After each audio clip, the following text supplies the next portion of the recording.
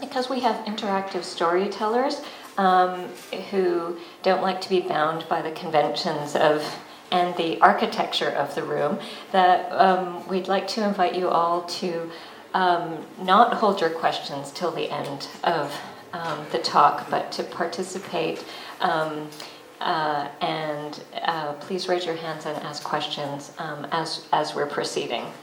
They take their role in interactivity very seriously. And we also wanted to continue some of the really interesting lines of discussion from this morning's panel.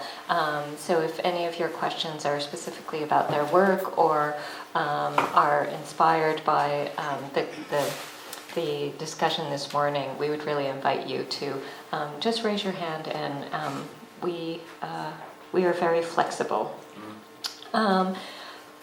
Also, this morning's discussion was really rooted in there were obviously many topics, but some of which centered around the attention span of new audiences and both the binge watching as well as the ADD kind of ways in which the younger generation has been groomed. So Ralph tells me that we're going to have potentially an analog intervention in this, and that Ghassan will proceed to strip naked to hold your attention if he feels like you are not if you're not present enough with us today. So just a warning.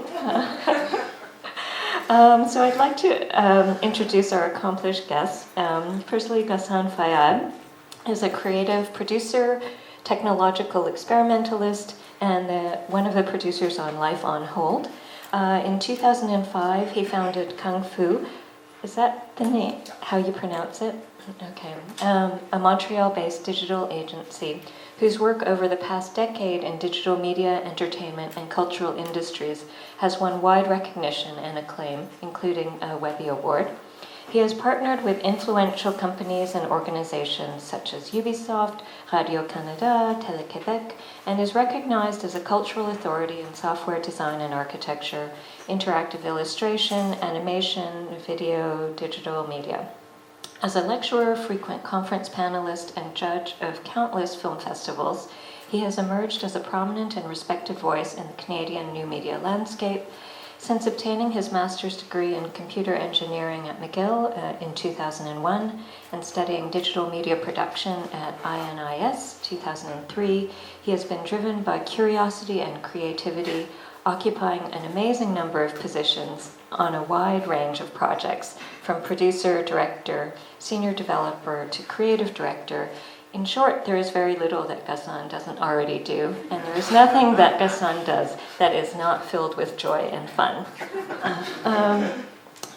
I'd like to introduce you next to Ralph Dfouni, who is also a director and a creative director whose career spans a multitude of platforms, including music videos, commercials, and contemporary documentary forms. Dfouni founded Blue Sponge in 2000, through which he produced massive interactive projects that included putting an entire city online, to using basic interactivity schemes to create connected campaigns and transmedia content, and of course experimenting with very early forms of web docs. One of the pioneers. Blue Sponge won Best of Show at the 2005 South by Southwest. Dfouni's work has contributed to expanding conventional cinematic boundaries, challenging linear storytelling techniques, and altering the scope of previously accepted genres. In 2006, Dfouni left Blue Sponge to develop and produce projects like Love Letters to the Future with Xenophile Media and Life on Hold with Kung Fu. Dfouni has received critical acclaim in the form of multiple Webby Awards, has worked with CBC and CTV, as well as organizations such as Greenpeace.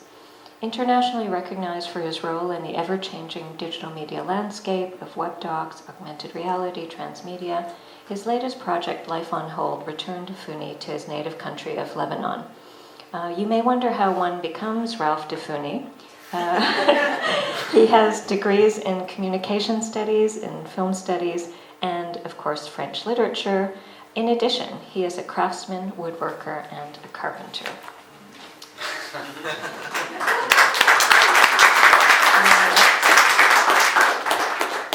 So today, Ralph Dfouni and Ghassan Fayad's current collaboration that they'll be sort of using as a skeletal framework for discussion today, Life on Hold, is an interactive documentary that follows 10 Syrian refugees living in Lebanon. The documentary provides intimate portraits of the diverse experiences these refugees face, literally mapping their trajectories, both physical and psychological, and turning faceless refugees into individuals. The doc immerses us into each of these lives that have been altered by war and displacement. While being an amazing piece of intimate, affective journalism, it also underlines the magnitude of the displacement of over 2 million Syrian refugees. Through video profiles, photographs, ambient and environmental sound, we are immersed in the daily lives of each individual, their past and their uncertain future. The beauty of this project is that it is living, breathing, continually transforming, and I'll let Ghassan and Ralph talk you through that. But infused in this project is hope, but also the acknowledgement of what is lost in the lives of those who are in a permanent state of being on hold.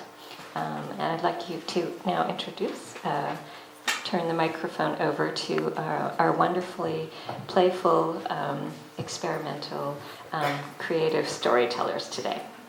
Thanks, Sharon, for this very nice introduction.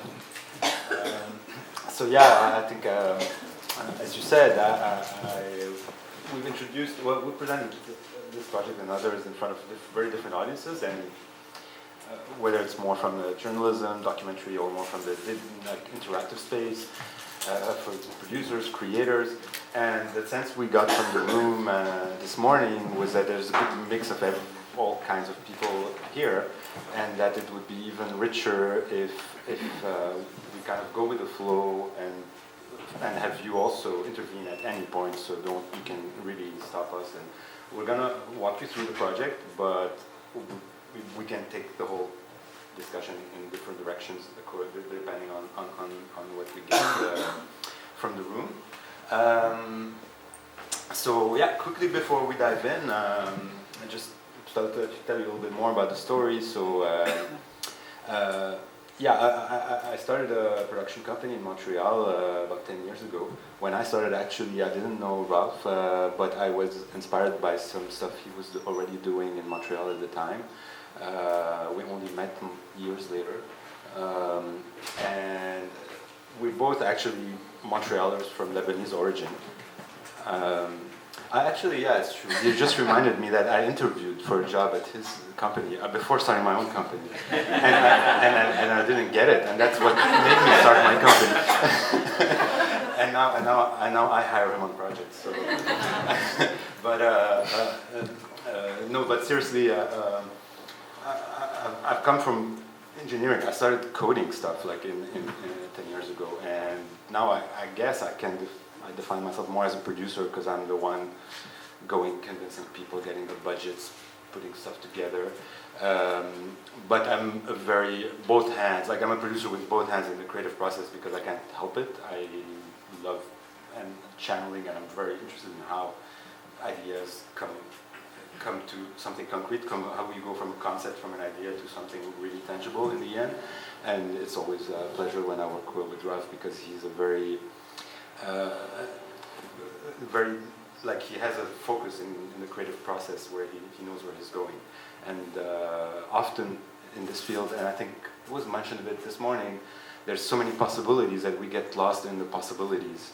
And we need the focus, we need something that drives us somewhere because it's limitless. We can go in every possible direction. There's a lack of fixed formats. That's fun, but you can also get lost there in adding stuff and going in all sorts of different directions. And it's all about choosing and making choices and deciding what not to do more than what to do.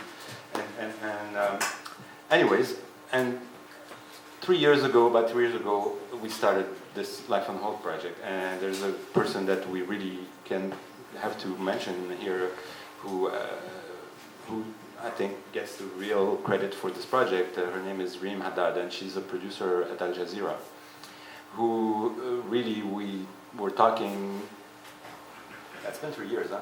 We were talking, and she wanted to do something about Syrian refugees in Lebanon, and she came with that idea, and we started discussing, and she wanted to do it with people from Montreal, but also being both from Lebanese origin, who had a sensibility about that question and the nuances of that situation. So it was kind of a real perfect match, but it took 2 years to convince Al Jazeera to come on board and do it. 2 years,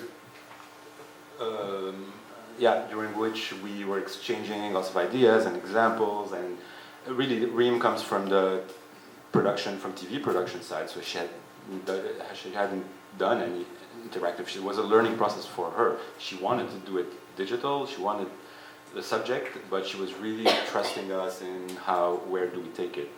And she was also fighting at Al Jazeera to get this project going. So she gave us that trust, really, without which this project wouldn't exist today. So 2 years of exchanges, a lot of discussion, a lot of there was an actual on the ground in Lebanon, early trip before shooting anything, scouting, researching. There was lots of people involved. There was Abir, a fixer in Beirut, who was always trying to find characters, stories, and sending us stuff in order to put this together.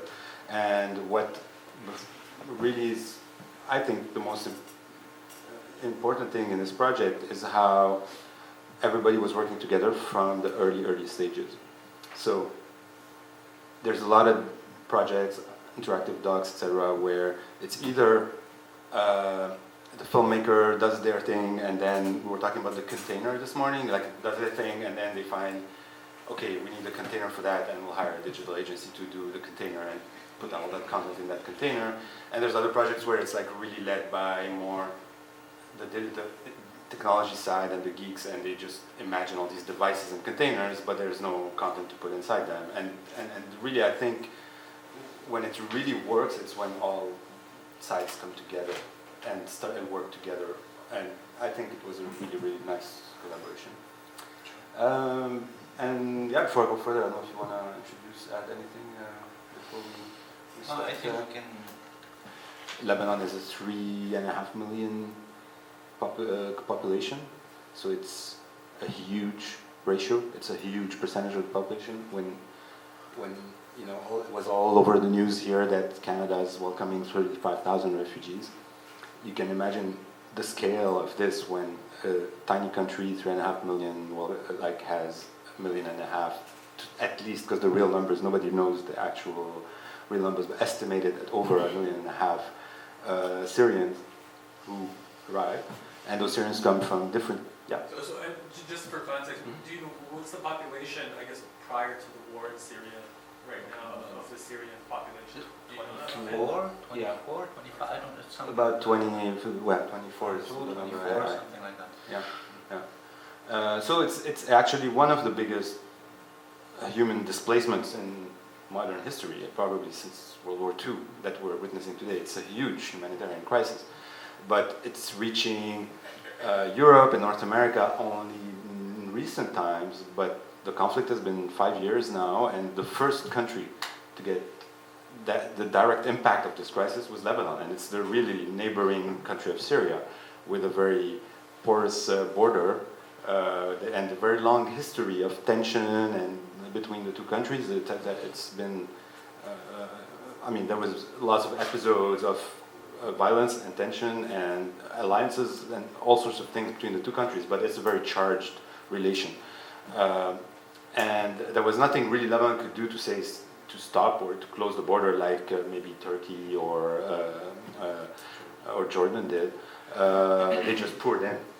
And we're talking about really all social classes, all sides of the conflict, the pro-regime, the anti-regime. So we have a sample of the whole population of Syria inside this tiny country, and some of which are really well off, like the Syrian higher upper class that is actually renting very expensive apartments in Beirut, and is, and the really, really all horizons of people. So that's what we try to reflect with those 10, because 10 is already a lot. We can, we could do 100 different stories and they would all be very different. But then it was a nice way to show that there's a lot of different sides to this. So maybe we'll start by meeting Maya, right? Sure. Yeah, and then we can explain a bit more how. Maybe I can Yeah, sure. go through Go for it. device first, and then we can show mine. Mhm. So one of the major introductory steps in the process of this is to see how you're going to fit all this content and make it as streamlined, as seamless as possible. And throughout the years, we went through so many different ways, and we realized that finally they're pretty limited these ways. You have mosaics, you have scrolls, you have this, you have that, and then it's all in the nuance and in the detail. So we went for a very simple structure of two strips, two parallel strips. The whole site is on the forward strip, the one you see, and in the back, when you go here to the wall, we don't have to go right now, but in the back, behind each character, you have his wall, and I'll get to that later. So basically two very simple horizontal strips. Each character has one page or two, depending on the number of modules. But if you go to Muhammad, I can always show them or wherever actually, not Furati. Yeah, maybe the iPhone. So each character has main video, which is the capsule of about 7 minutes. It's a kind of journalistic interview for each. Then we invented something, or we created something that is called, we call them impressionistic moments, but they're like little moments of different things that happen around the characters. They're short clips with music. And they show little aspects, sometimes poetic, sometimes more relevant aspects of what is around the. And this is something we can do also in interactive and give the user the choice to watch it or not. There's another module here for each character, which is a journey module. It's a more radio-like module. You press play and they tell the story of the journey from Syria to Lebanon. Each one is a different journey, obviously. And there's no visual on it, it's just sound. And every character has a little decor thing, which is a cinematograph of where everything is frozen except one element. It's nothing too inventive, but it kind of plays with the idea of ensemble and fits in the space. And then you have a little additional content here, which is because when you work with clients in interactivity or in this kind of projects, they always want to make it encyclopedic. And it's a problem that we've had for a long time, that they really think it's a repository of the shit of the world. They want to put everything in it, like everything. And that's a problem that's a problem you're going to have in VR too. It's exactly the same problem that we had in interactivity, and we still do. When I say interactivity, I mean online interactivity. Somehow, in a linear documentary, there's we don't have this notion of it has to be encyclopedic. It has to have the knowledge of the world inside a film. You have X amount of minutes to tell your story, but somehow. In interactive docs, there's always this, we want to put more stuff in it, like we want it to be a reference. Because the problem is not that the technology. It's not what you can and you cannot do with the technology. The problem will always be the writing, the quality of the content and what you're saying and how you're trimming it into its essence. And it's incredibly difficult when you're working in the interactive world with clients like Al-Jazeera or any other client. And as we were saying, they want to see at the beginning, everything. They want to see interactive this, interactive that, I can do this, I can do that, I can add this, and what does it make? It makes it a quilt of things that are not related. It's against every creative process, from writing a book to making a film to making a painting. It doesn't make sense.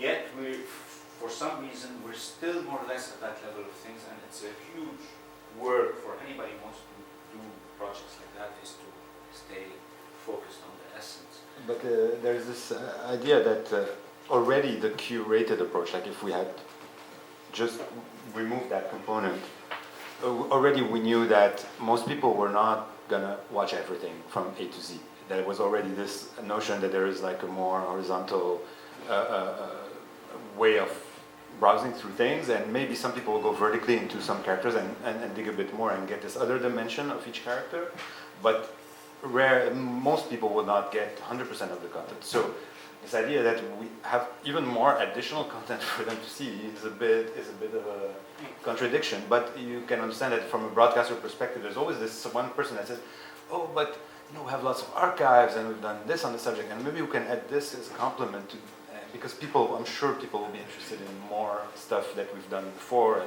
and I think that has nothing to do with Al Jazeera. It's, every broadcaster or NFB or they all want also to create links with other stuff they've done or more additional stuff, even though the real impact is very, very tiny. And people can also go on Wikipedia if they really want to write a thesis on it, but yeah. So yeah, I think too, and in life on the whole, there's not a lot of content. It's not like we used to do projects, with, you said 60 hours, 80 hours, 100 hours, 200 hours of video, of sound bites, of images, of content, of navigation, of choices. And when I was at film school, we used to teach me how to make choices. And it kind of got lost in interactivity, like things get lost at the beginning of an emerging technology. And the cinematic choices have to be made here too, as call it whatever choices, interactive choices, they have to be made for the user. You cannot give the user 200 choices to do something because you can. It just doesn't work. So Life on Hold, I'm happy with it because it's extremely focused and it doesn't have too much content. And I hope it's as easy as possible to navigate. And that was a break from previous projects we made, which were hard. Maybe one thing also, Ralph was describing the different building blocks.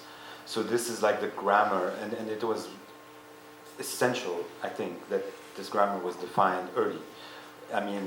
If you wanted to you don't have a chance to go 10 times in the camps in Lebanon, meet a refugee, and you had to make sure, in our case, for this to work and to be cohesive, that we do have a cinematograph, a photo frozen in time, that we do have the story of the journey in audio form, that we do have these little impressionistic moments, these little moments captured on the side of the main portrait.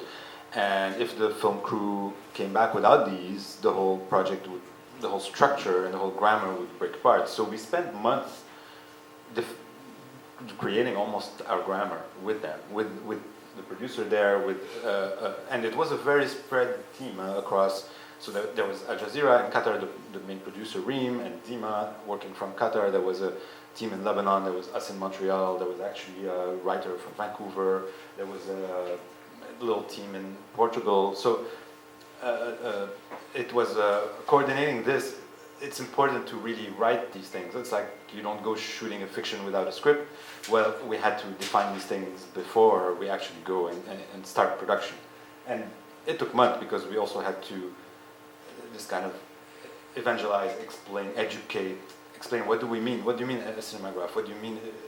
What is that? So that's what his role was a lot in the first few months is to really define the grammar really that we were going to use as the building blocks of this project.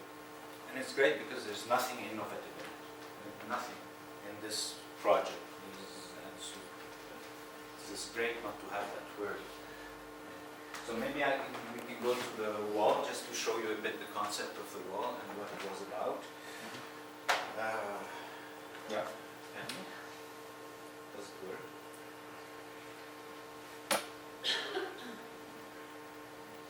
All right. So, the idea started when obviously they wanted a contribution of people, and being in the Middle East we had a problem. Yes? Oh, you can't hear me? Like this? Yeah. Yeah? Okay. So you should have said it earlier. Well, just now that you started the doc, I can hear you. Okay. So the problem in the Middle East, when you get into upload of comments or whatever, let's say comments, right away you get into a politicized discussion and you lose completely focus. And we wanted to avoid that at all price. Right away it becomes you fucking Muslim, you fucking Sunni, you fucking and that's it, and it's lost. So yeah, we actually just went on some of Al-Jazeera posts that they do on Facebook and stuff, and yeah, it was really the discussion thread was quickly taken over by very polarized opinions, which actually end up covering the intelligent opinions, and nobody really wants to contribute anymore because it becomes a real like, oh, you are anti this, pro this, that side or that side. It's impossible to have a really intelligent discussion on any subject on the Middle East. And we didn't want to have a discussion anyways. All we wanted to have really is a web of support, a poetic web of support for these people who are also connected, no matter how poor they are. Everybody is connected and everybody can have access to this. So Maya and Muhammad and everybody saw their things. And the original idea for me was to create a web of moral support, a simple one. So I recycled an idea we had made in 2002, I think it was a site for a film called Saved by the Best. And it was an algorithmic device that mimicked the brain, made of 40 different interactive devices. And one of them had this concept of stars, so it was perfect to recycle. So what happens is that you leave a message here, say for Maya, and right away it becomes a blue star, so you know that your star is present, and then it blends in the whole thing. Behind it are a series of images that were commissioned to Tamam Azam, who is an incredible Syrian artist, living in exile today, based on the memories of the characters. So, and the actual number of days.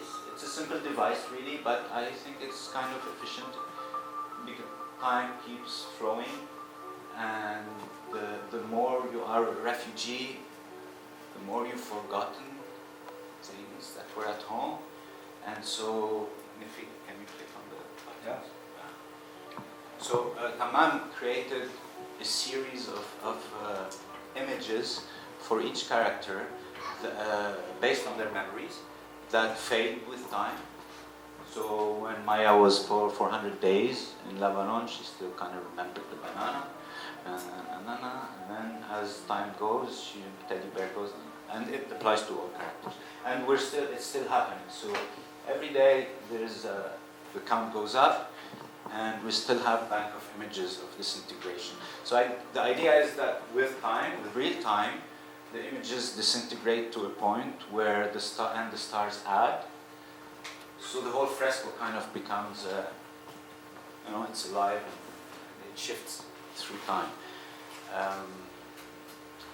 Yeah, we'll have to show you maybe after, if we have a bit of time, some of what Tamam does. But he had done some pieces initially that we came across our social media that went really viral, where he was juxtaposing famous paintings like The Klimt kiss. The Klimt kiss on top of rubble. rubbles in Syria, and we're like, okay, well, this is a really interesting artist, and all his work was around really loss and destruction of, in Syria, but in a very strong, very direct way, non-political, but very. There was a lot of, it affected him a lot, and we just started looking for him, and we found him in Dubai, and we asked him if he wanted to collaborate, and Ralph threw him this idea. Well, we collected memories from all these characters, and we wanted you to represent them, and then back and forth, we're like that this should be a visual piece, but a visual piece that evolves with time, that is not fixed.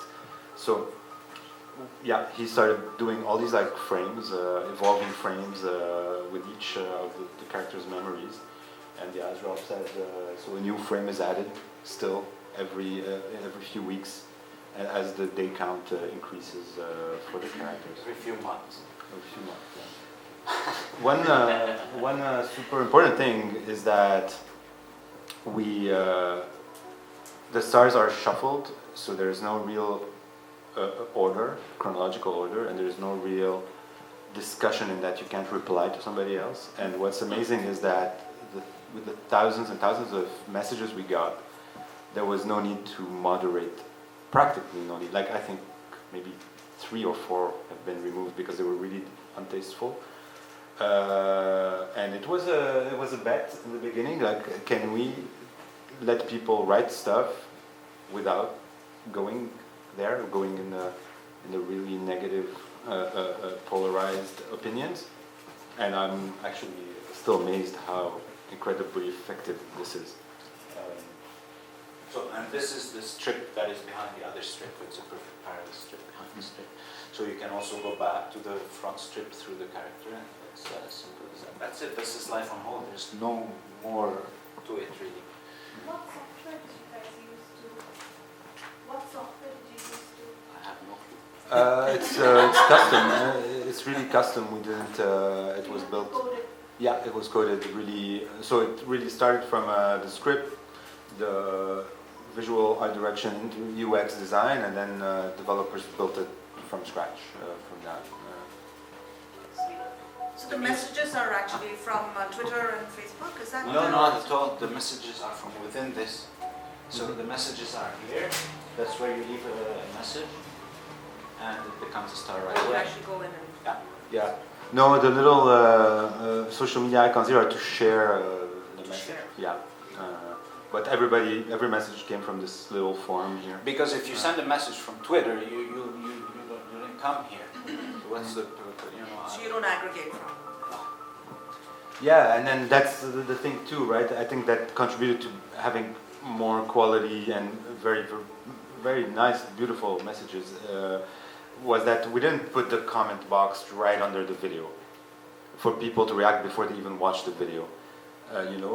You had to go to the wall to find that section on the side, that back side of the site to get there. So you had to work a little bit to get there, and you had to be in a very poetic environment with the Tamam's work and the music from Patrick Watson actually, and so it put people in a more, I don't know, yeah, more gentle, more intimate place instead of reacting like you do on Facebook, like just right away reply to whatever. So yeah, while still being extremely simple, a simple device. Can you talk about how much the technical requirements of keeping up with updating those memories, and how long are you going to keep doing that? That's Are why you going to have a time limit? it's extremely simple. Updating the memories is adding one layer of Tamam's work every few months. The days update by themselves, obviously, the days.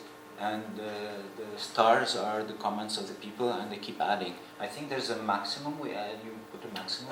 There's a maximum at one time on the screen, just for performance. Which goes against the. But every time that they load, they will load randomly from that, so they will be different every time. So really basic stuff. Like in terms of technical, it's nothing complicated. So it was more debate on whether this experience is for every platform rather than the technology itself, and whether it should be available on every platform. Sure, I mean, this, the medium is different. So what we ended up is actually, if you open up on mobile, it will just tell you, you'd have a better experience on your screen, and you can send yourself the link, but you can still do it. You can still do everything as you see it here. And funny enough that when we started the project, the people in the digital departments at Al-Jazeera was, for them, an interactive doc was web only, and then I was convincing them, no, it has to be on every platform. You don't understand today. And actually, later on the project, it was like, well, it has to be mobile first, but it was not conceived as a mobile first experience. So there was that kind of interesting discussion, but truly, especially not the North American audience, because the audience was really, really wide, worldwide of this, mainly because of Al Jazeera's reach, but people from the region were mostly coming from mobile and from Facebook to get there, like in a huge proportions. So I was a bit surprised. I was used to seeing traffic from productions that are more North American, European, where mobile is gaining ground, but it wasn't that massively disproportionate. Did you also have a iRefugee tag? Yeah. So you were using social media. Yeah, but that that was in conjunction with us. But then, at Al Jazeera, Reem Shaddad was working on creating channels on Twitter, Facebook, and the hashtag and all that. That we plugged it all together. We connected all together, but it was a vehicle for sure to spread the word. But they really did, which actually often I find it's a very big fight and struggle here when you work with Canadian broadcasters to get a real 360 push of these projects. Like to really, for example, for TV broadcasters to use television to bring people to web and to really connect the thing. And we have this huge convergence things in Canada, but it rarely actually is truly a 360 approach. Whereas there, they really used every possible channel, including TV, including 30-second ad on their network that showed many times a day. Like really, it was hard to watch Al Jazeera English without seeing the ad if you're watching for an hour. Yeah, but this is marketing. I mean, it's a common marketing for a project. But which at least as a producer from my experience, which you always want but never really happens. So whether it was their television channels, whether it was their social media channels, it was on the homepage of Al-Jazeera.net for a long time at the top corner. So it's good to see that they actually put the right effort behind to push it. I think there was some. What kind of ethical issues did you have to go through in terms of using small children in the doco? Small children? Like you've got a 7-year-old and 10-year-old and stuff. Yeah, what do you mean ethical? They live in a dump. They have nothing left. They left their country, which is a rubble. And if you saw where they lived, I don't think this question really poses itself. For me, it's such a North American. I understand it. It's a very North American question. You really have to be there to understand how this question or how this consideration vanishes right away. I'm saying I'm just trying to put it in context. But we did think about that. I mean, with Reem, we did think about the idea of making sure those characters are getting exposed and they're fragile, and we should not exploit that. And that's the ethical. When you're talking about the Middle East and Africa and most places outside civilized North America, Europe, nobody has this. There's no law that makes people sign releases and if somebody's minor, their parents sign. The whole release thing is a concept that doesn't really exist, and most journalists who work in these areas will tell you that. So it's the ethical side is really the responsibility of the documentary filmmaker to not exploit that. It is not, they're not protected by laws about that. But also to echo what you said, because we were respectful, I hope to not exploit that. They need attention and visibility more desperately than thinking about the ethical side, because their life is so dire and very, I mean, they have no home anymore, no country, no home, no there. So I think ethically it's more important to talk about it than not to talk about it. No, but I mean, they live in such miserable conditions that I don't know how to explain this exactly. They're so beyond this concept that it didn't even, I understand the question, but it didn't even occur to me to even think about that aspect of things, really.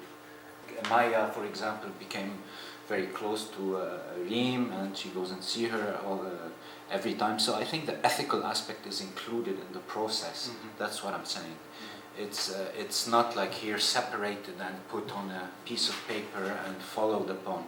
It's natural process of when you go there and you see the state of affairs, it becomes so ingrained in the process itself that it becomes that's why the question strike me in a way that I've never thought about it in that sense, really.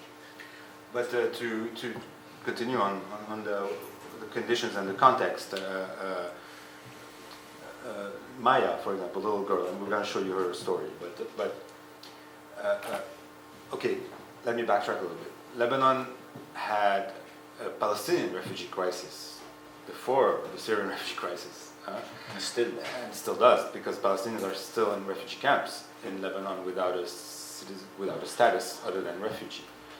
Camps that are now second, third generation of Palestinians. So people who have never been to Palestine, their children and grandchildren are now living in those camps, and the camps that were temporary camps are becoming kind of cities within the cities, and they're kind of fenced but not fenced. But with the arrival of this wave of Syrian refugees, actually some of them end up in the Palestinian camps. And Maya, for example, is renting an apartment in a Palestinian refugee camp in Beirut.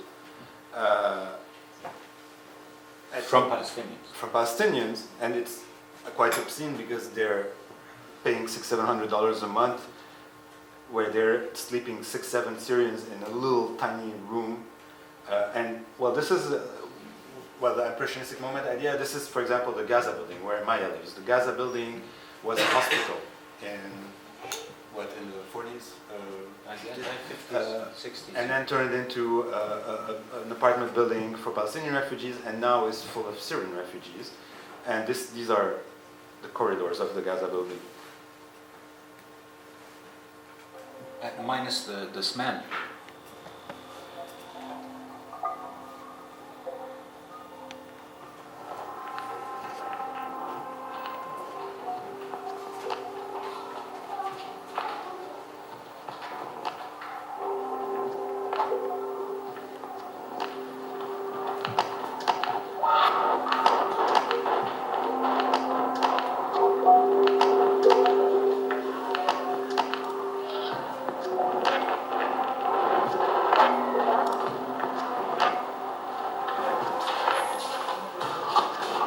It's gloomy, basically.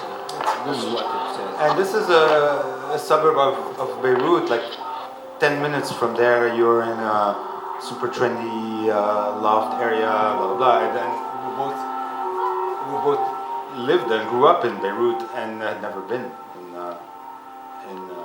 Palestinian camp. And it's so close and it's there. But you went during the shoot. Yeah, but I went for the first time in my life, and when I saw what I saw, I was so shocked that at that level of things it becomes a luxury to think about more other aspects. And it's a journalism also. It's less, I think, it's less documentary than it is journalism in this case.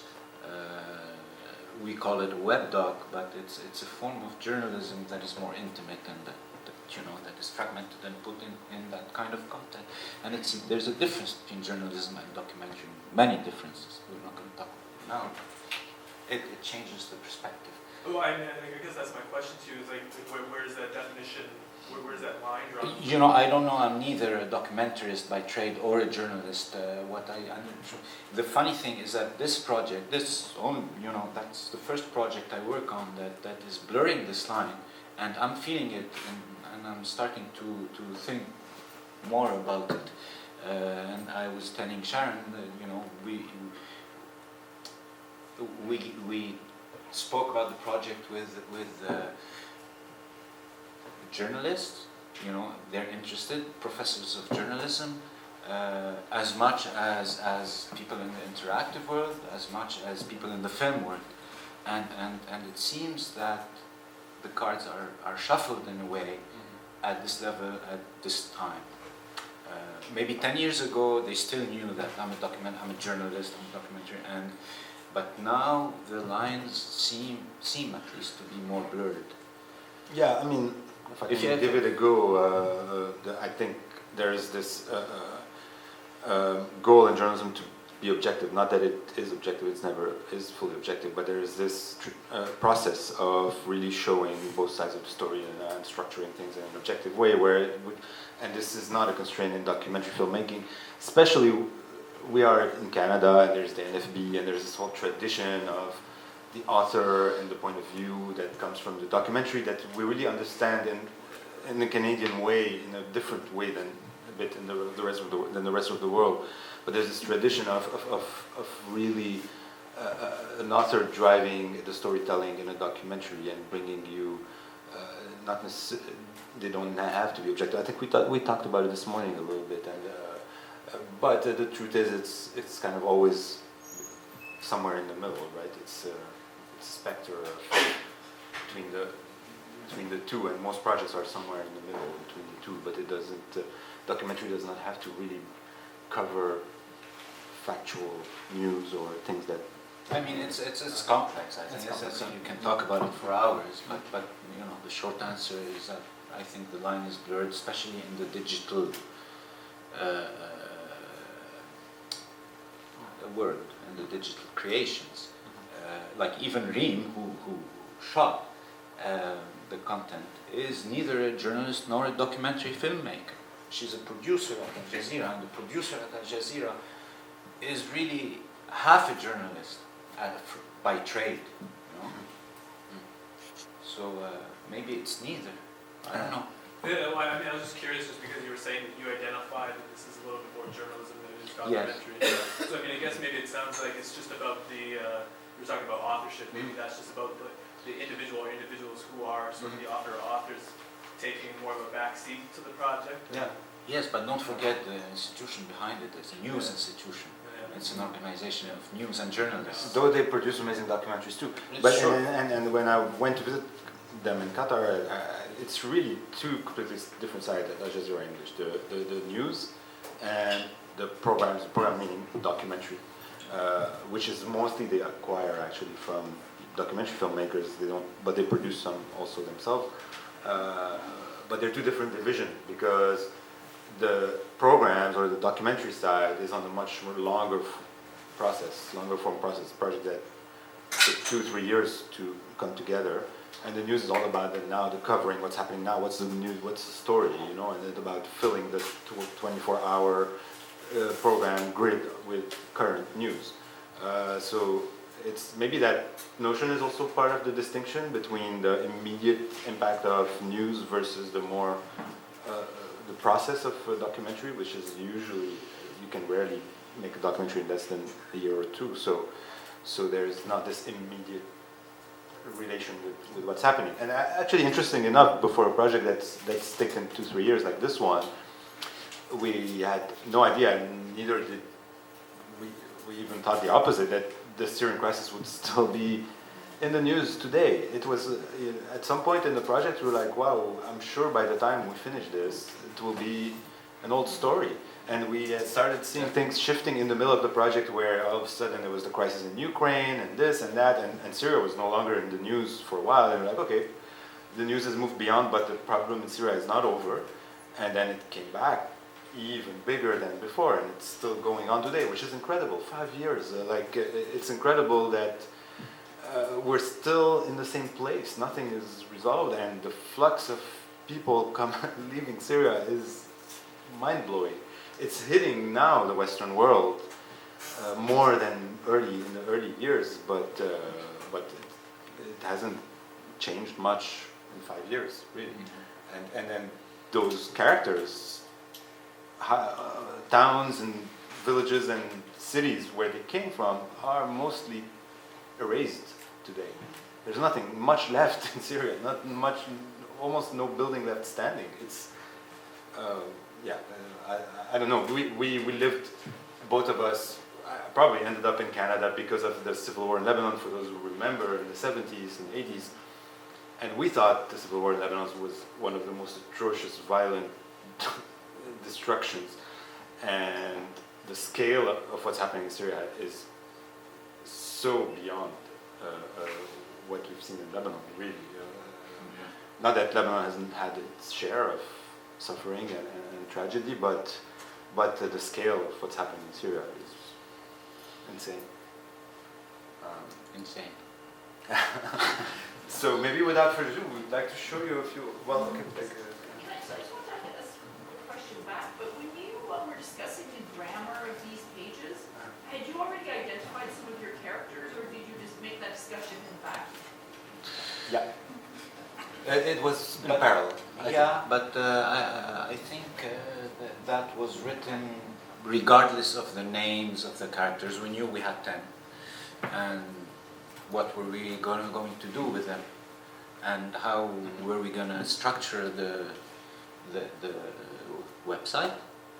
Yeah, yeah. So it's true. I remember that when Ralph started defining these blogs and grammars, yes, we were already. The fixer in Beirut was sending us names and profiles of different people, and we were choosing already. And it was a like scouting trip where you went to Beirut. Yeah, but they weren't. One wasn't tied to the other. They were moving. Not parallel. really. Yeah. Just we needed to know how many characters more or less, and basically that's it. And then we create the modules and create he said grammar, and then explain the grammar to Al-Jazeera. And then realize a year later that they didn't get any of it, because when they saw it, they couldn't make a link back to the script of it. Zero. And it was extremely surprising. Maybe because we've been in this milieu for too long and we don't realize that, even saying a module, the word module, means nothing to them. So, it's interesting. But it must also have evolved, right? Did you start out knowing exactly what you were going to do? Because in the process... You know what? It evolves, and no matter what we say about the client or the producer, the co-producer, they always end up bringing good things. They bring... a good way to put it, I think, is that they bring the perspective of the viewer and the lower common denominator. And I think for digital and for this kind of projects, it is important today to not cater to it, but to understand it. And the feedback of the client, if you know how to take it, is always enriching, I think, or most of the time it's very enriching. So what is Al Jazeera's continued commitment to this project? Because we are talking about it. It's interesting, and it's interesting to talk about it here, actually. I proposed the film. It's funny, and then because they said, but you push so much for interest, why do you want to make a film? I remember being like, why does Ralph want to make a film? We've been fighting for 2 years to tell him why this has to be digital and not a film, and now... I think there's a space for a very personal, small film about these characters. Today, I think it's needed. I think it could, and content, a lot of the content is here, even though it's very simple content, it's not, And I think we need that kind of simplicity in a conflict like this one at this point, at this stage of the conflict. And also another thing is that they are working on. Also we're working with Reem on little follow-up interviews with each character. There's only one that we completely lost track of. I think it's. I'll come back to me. I'll mention it. But maybe I'll. But there's one we lost track of completely. But little follow-up interviews. And doing a little mini feature on Al-Jazeera and kind of also going back to this project, not integrating in this. This is, I think for now, wrapped. We didn't publish all 10 right away. We will publish 5 and another 5. But because we didn't finish them. Yeah, and because we wanted to leave open to maybe we'll add more. But I don't think we'll add more at this stage. It's kind of a nice, package. It's enough. I think. But little follow-up interviews, where are the characters now, what's happening, are planned for in the coming months. Didn't you say that this was the first project that you worked on that your mother could understand? And there's a beautiful... Could navigate. There's a beautiful simplicity to, I think, the structure of it, but also the way that it situates you and immerses you into their world. I think Ralph had mentioned that there was nothing innovative about this project, but maybe that's the innovation, right? Maybe that's for me at least it is. Because I've never managed to make something so simple. Well, both of us, actually, that's a very good point, that making something simple is harder than it seems. It's often tempting to make it more complicated. It's easier to make it more complicated. But I think both of us had done a lot of stuff over the years. And a lot of stuff where we were experimenting with the form and experimenting with the language and all that. And when the timing of this project in our careers and also a genuine will to want my mother to be able to watch it and to try to think about who's the Al Jazeera audience, who are we talking to here? We're not talking to people who are savvy about interactivity necessarily. It's really traffic goes from North America to Europe to India to Australia. It's a huge spectrum of people of different level of digital comfort with digital technologies and different devices, because this is the hardest part of the work, I think. This is the most difficult.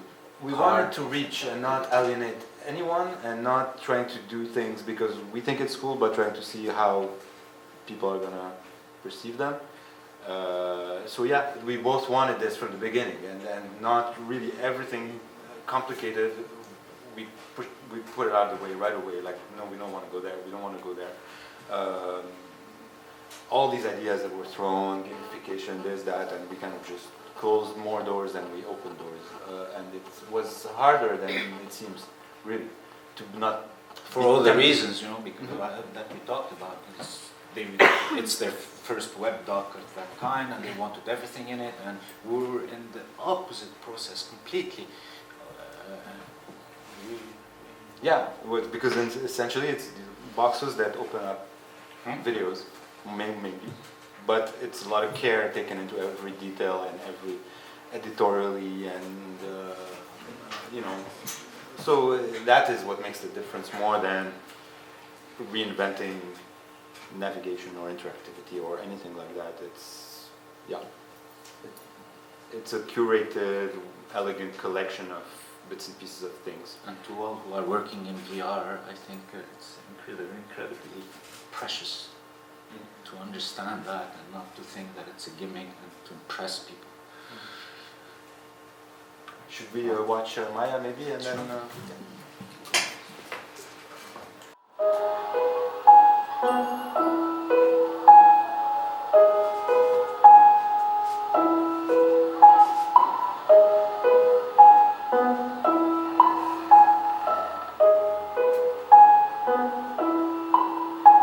احكي لك قصة. مرة بابا جاب لنا كيلين موز بسوريا، وأنا بحب الموز كتير، إذا شفت قدامي موز ما فيني بدي آكل. أنا كنت لسه صغيرة قديت المهم صغيرة ما بعرف أمشي بزحف زحف. حقت ماما على المطبخ زحف شفتها وين حطتهم بالكومودينا. ماما قالت لي أخفلي شوي انتبه على أختك انتبه على حالك. إيه خليناها نايمين وبابا شو عملنا؟ نطينا على المطبخ بلشنا أكل طلعت لقيت القشط بالكيس الوسخ بس ونحن عارفين ما مخلعين موزي ما مخلعين ولا موزي ما مخلعين.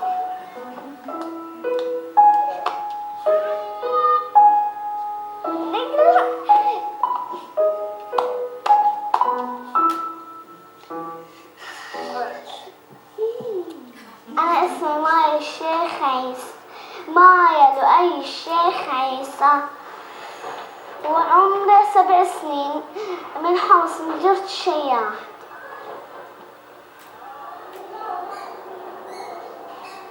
أنا هلأ هون قاعدة بناية هون بصبرة بناية غزة. تطلع يمكن بتاكليها مرضى على روايح زبالة و10 سنين عشت فوق بناي. بحب اشتغل مع الماما امسح لها الغبرة اشطف اكتر شيء اشطف. انا بطلع بشطف قدام الباب وبنشفن على البلوعة وبفوت بس قدام بابنا. انا شو دخلني بالعالم هني يوسخوا وانا كل دقيقة. ماما كانت تشتغل كوافيرة بابا كان يشتغل بياع ملابس بس هون ما بيشتغلوا.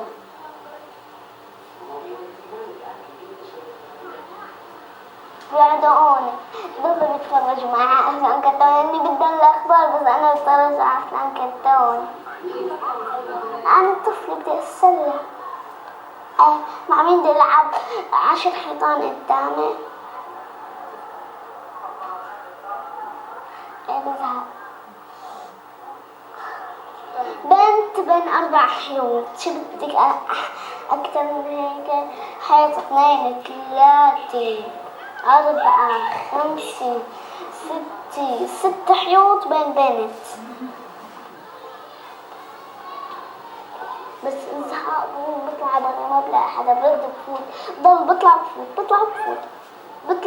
بطبق الباب دق فوت بطلع بطبق الباب دق فوت بجننها وهي قاعدة أنا أف ماما لا أخباري دبدوبة ما صدقت تنام؟ يا ريت بكرة ما داوم. ليش؟ متعبة. من تعبك كل رمضان قاعد من تعبك ما إلك مداوم ولا امبارح واليوم. ايه ما نقدر انزل اليوم بدنا ننام. لكم ماما هاي من اللعب؟ لا عادي بيكون بالشغل وحمص وفول حمص حامض طحيني بيعملهم وبودي طلبات. أخي كان يروح على المدرسة وكان شاطر وهون ما نحط المدرسة للأسف.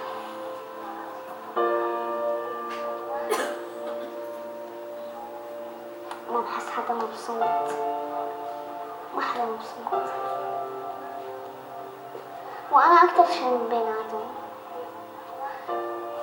شو قاعد ضل مالي بقعد بالبيت 24 ساعة ل 24 ساعة.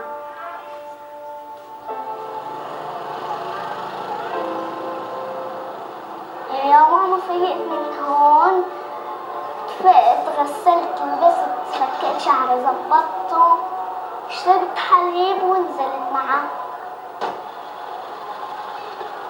جينا هنيك على المقبرة عن جدة عشان نزوره. هو من امبارح بيعلمنا أنا إجي لعنده بيلبس ثياب حلوة وبيطقم وبيكون عنده وبيشوفنا وبيسلم علي. It was a team of 8, 10. Yeah. Designer, Kevin, art director, developers, creatives, all sorts, motion, and then really that's one of Al-Jazeera's big strength is how they can get in, especially in the region, in the Middle East, but even elsewhere, with very lean team. There was no way we could have gotten that without their know-how of the region, of how to get inside places. For example, they have collaborators all over in Lebanon and Syria that can find leads and get inside places and get to characters and stories with very, very minimal small teams and very fast. That was the great thing about working with them, is having access to these resources and networks. But yeah, not a lot of people really. Well, it's nice to feel it. Mm-hmm. So Ralph, you weren't actually shooting in the refugee camp? No, I wasn't You shooting. were not part of that 3-person team? No, I wasn't part of that team. But what we did before they started shooting is that I prepared for them a list of things to shoot, to do, not to do, because they have no experience in shooting for this kind of thing, and then the cameraman that they had was really good, obviously, and did a great job, very simple, and I had to sit with him a lot before to kind of get him to that point. So we prepared them, and we gave them all the tools and they needed, I think, to, and they did a great job. I was super happy. When you do interactive content, you're always afraid of the kind of content you're going to get if it's not under your control. And we were lucky. Sorry? Where were you when they were shooting? I was working here in Montreal. Right. So you did it we were remotely. Yeah. So actually, Ralph went to a pre-shoot, scouting. Met a lot of the crew there, the DOP, sound guy.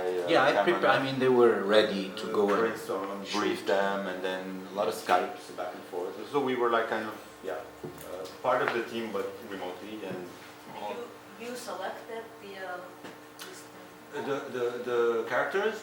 I would say really the final editorial word was Reams, but it was very open dialogue and a very open process of exchange, and we were discussing all together about who should we pick or not pick and why, and so it was very open process of sharing. The people there and then you and then. And I'm sorry, can you just, so each character story has 2 videos? That's really there is. Still lost the structure of what's. Yeah, so I'll maybe go over that. So each character has one main story, which is we call it the vignette. It's 8 to 10 minutes. It's like the one we just saw from mine. They have an audio piece called The Journey. So this one here, where they tell us about how they traveled from Syria to Lebanon.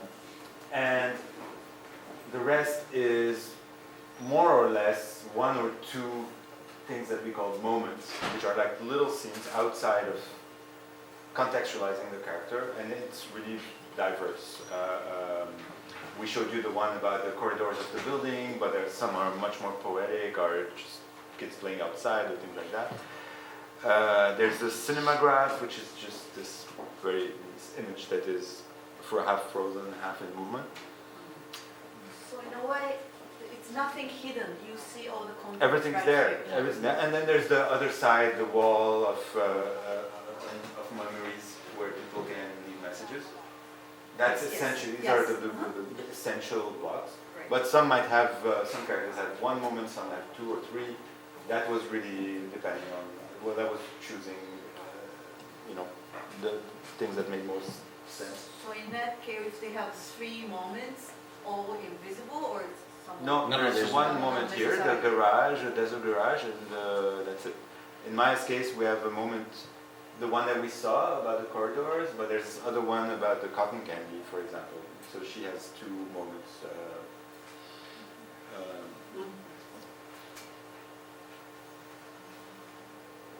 Yeah. But you know, it's simple, and but added up, it's a lot of content. Plus the soundscape that I talked about, plus the commissioned series of visual works from Tamam, plus all this is like there was a ton of content to manage times 4 languages, Arabic, Turkish, etc. So you multiply that by 4, and you're dealing with a lot of media assets to put together for a project like this. And every text, every copy, every title, every piece of copywriting, also translated in 4 languages. You can imagine, like there's a little button, everything. Yeah. And the fragments are the additional content that Ralph was referring to. So these are very different, but they really came from the journalism side of Al-Jazeera, so archive, photos, but it's different each time. They give you... But sometimes at the NFB they consider this interactive. So. This? The slideshow? Yeah. So maybe it's... sometimes. Sometimes. Why not? I really can see what you mean when you say that you were very conscious about the material you chose, and I love that first scene you showed very much gave us a sense of who this little girl was as a person, and her personality I think was very special and unexpected compared to the coverage I've seen of Syrian refugees. So I love that. I'm wondering, you said you experimented so much with how to present this, so I'm wondering if you could share maybe what didn't work that you thought would work and why. Did we experiment? He said that, but I didn't experiment. Maybe I'm not sure which thing I said that you're referring to, but I think I said more that in the past, in our respective careers, and we've experimented a lot and done lots of different things, and when we started working on this project, we wanted to do exactly the opposite, which is not try to experiment with the form and really get back to things that people can relate to and people can understand right away.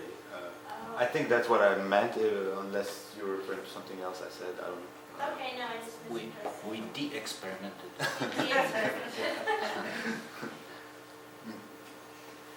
So to see this, how do I see this? It's online. It's online. Just Life on Hold, Al Jazeera, you will find it. It's yeah.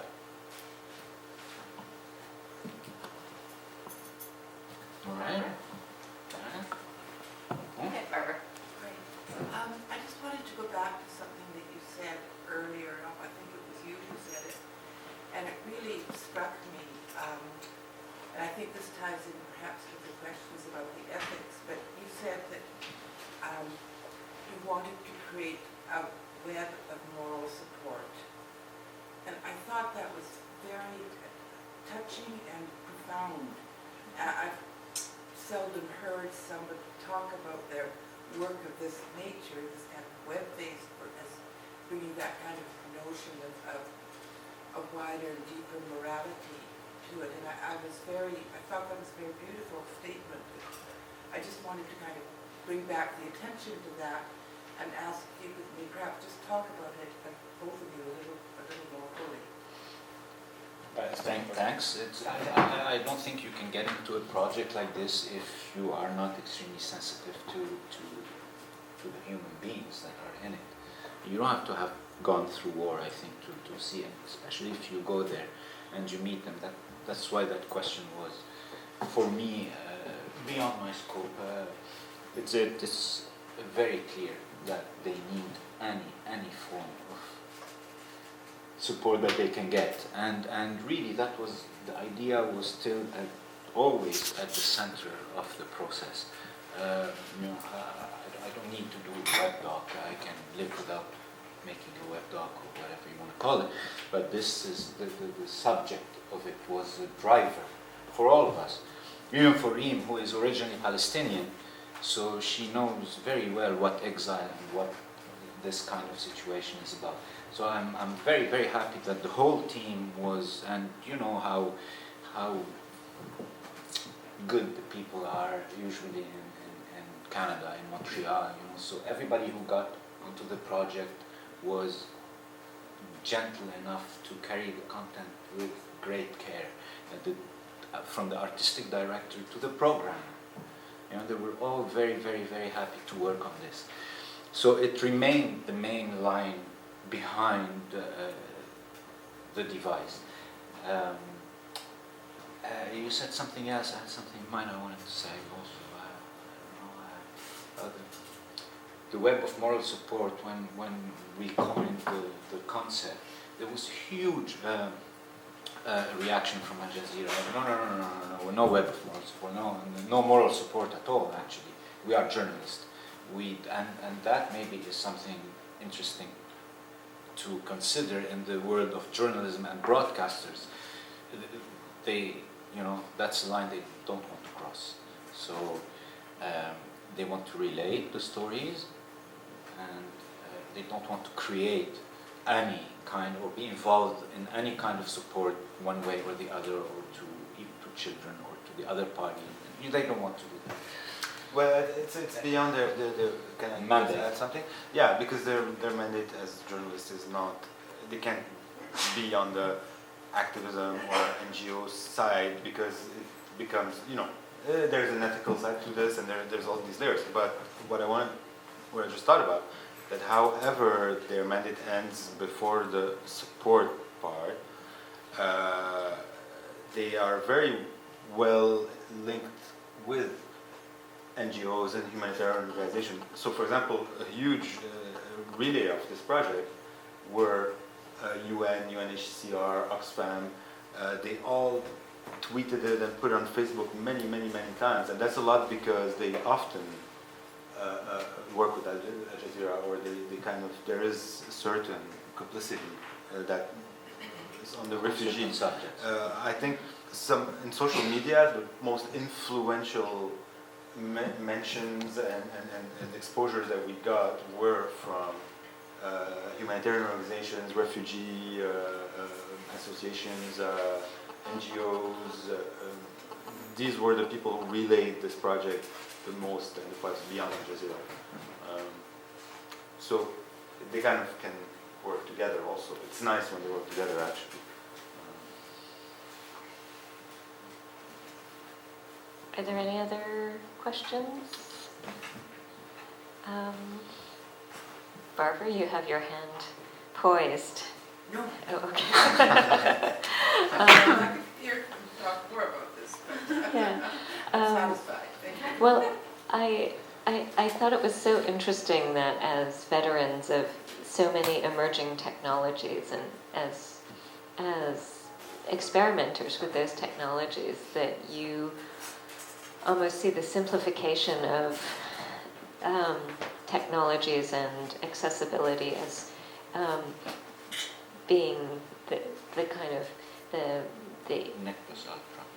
yes, the focus of the coming of age, or the maturity of interactive documentary. And I'm curious where you see things going from here.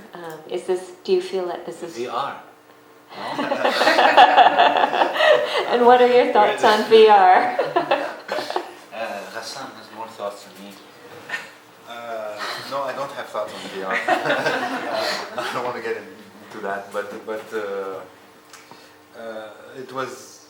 It's going to be about the writing, anyways. And the content is Right, not going to be about the about story. anything else. VR or not VR, cinema or not cinema. When cinema came, it was an empathy machine. They were empathizing with the train coming, and you know, because it was new, and then it still is an empathy machine, kind of. You know, if you don't go through empathy, there's no catharsis, is there? You have to go through empathy. Read your Aristotle. No, but it is. You know, it's so VR is no different than this kind of interactivity in the early 2000s, no different than film, no different than television, no different than radio, no different than the phone, than the smartphone. I think VR, you just have to slowly write the grammar of it, write the language of how to shoot it, which is happening at the speed of light, with dozens of devices coming every year. Yeah, at the end of the day, it's not going to be VR, it's going to be what you are watching in VR mode. That's what I think on this kind of things. As always, you know, it's not cinema, wow, wow, wow, the film, you know, the train is coming at us, and then it's about the story and it's about the film itself, really. It's not about the technical novelty of it. Sure, we can look at VR like, whoa, but it's not whoa, it's VR. It's VR, the internet is whoa, and VR is VR. But it's great, and I love it. I love it. But to focus on the content, whatever, gaming or not gaming, if the game is not good, you can wear the VR all you want, nobody's gonna play it. You know, if the film is not good, nobody's gonna watch it. If the content is not good, nobody's gonna watch it. It's simple. But on you know, I don't know. I don't have an answer on the notion of whether can we consider the iDoc, the interactive doc, as now being in a mature stage. I don't know, and I think it's very different. Each project is different, and it can be approached differently. Definitely, yeah, I retain that the simplifying was a driving force behind this one in our process, but it doesn't mean it's the way to do every project either, but I definitely did fight the notion during this production, coming from some people, Al-Jazeera or others around, that, oh, we're going to do a new thing, we're going to do an interactive documentary, and I was always saying, well, that's not new. Like, can we drop the new from this forum? Because, and I think somebody said it this morning too, and I found it great, because really, similar things have existed since CD-ROMs in the 90s. Really, I mean, I'm characterizing a bit, but it's, come on, like, we're beyond that. Clicking on things and clicking and opening videos is not new. So let's focus not on the novelty side, and let's focus on picking things that make sense. And especially for the generation that is going to be the consumers of this thing, they are completely different. That's it. I'm not saying anything more about them. I think whoa is the best ending to any presentation I've heard. So let's give a round of applause to our wonderful. Yeah, we'll be around tomorrow to chat more, and this afternoon. So thanks.